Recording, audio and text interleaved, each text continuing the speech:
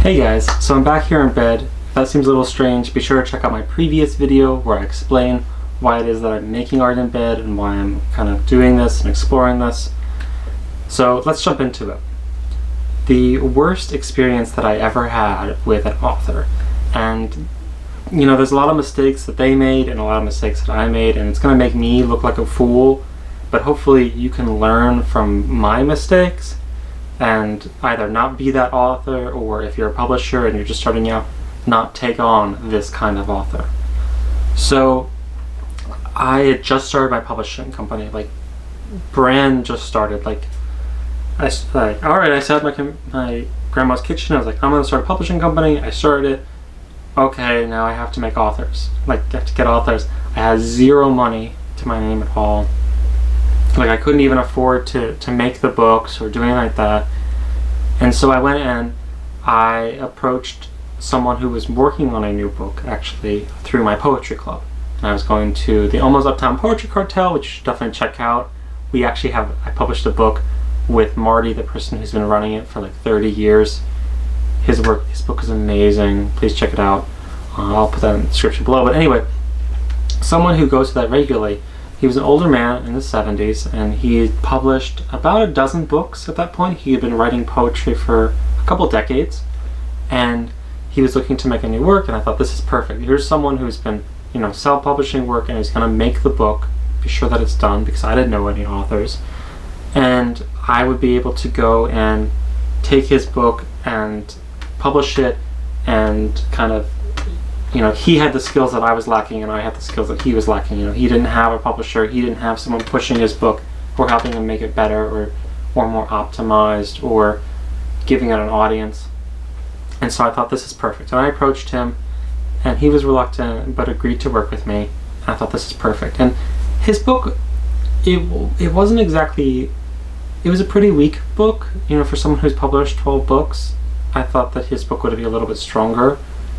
But he hadn't written it really fully at the time, and he was still working with him, and I helped him write the whole book, and then I helped him edit the whole book and format it, and I really, really helped him do everything. And it was super hands-on, because when you're just starting a business, you go and you give your first client everything to try and make that the best possible experience that they have, so that way you can go on to your next client. But what ended up happening was, he wrote the book, and then for whatever reason, after 7 months, 8 months of working with him, he decided that he didn't really want to publish it with me. And I had just dumped hundreds of hours into this book that I wasn't super into. I mean, it was a religious book, but I didn't think, I don't have to like every single book that I was making, and I needed an author. And he was the only one who signed with me, and I just wanted to help him and get this first book done. And so what he does is he self-publishes the book through Amazon, even though he has a contract with me, and even though I spent 7-8 months working with him on his book. And then he publishes it on Amazon, and then I send him and say, hey, what are you doing? You can't do that. He lives in the same town as me. You think I'm not gonna see that? You think I'm not gonna notice that you're running away from me, and you're being really sheepish, and we have this contract together? And then I do a little bit more digging and research, and I look at the cover, and I've realized that he plagiarized the cover and he had stolen it from a German music album cover. And I was like, oh my god. And I realized that actually a lot of the book was plagiarized, and I went and I confronted him about this, and I told him, I'm probably going to take legal action against you. He was a very poor person and didn't have, if you sue someone who doesn't have any money, you can't get any money from them. They'll owe it to you, but you'll just waste all of your time. And so he actually republished the book again, but with another plagiarized cover, and then the title flipped. So if the name is Memory of Love, he changed it to Love of Memory. And so they both, like, that's not the real title, but both of the books still exist out in the wild somewhere. I know that no one has ever bought them. You can kind of verify that through Amazon, and maybe I'll make a story about that. But for the longest time, I was like really bitter about this, and I chose not to pursue him legally because, you know, I just kind of took it as a learning experience, and I took it, you know, like, I'd sue him, and yeah, he owes me a couple $1,000s, but like, what am I gonna gain from that? You know, like, he's not gonna be able to pay me. I'm just gonna waste my money and my time, and then put him into debt. But like, you know, the man's like old and doesn't work anymore. Like, he's gonna pay me? No.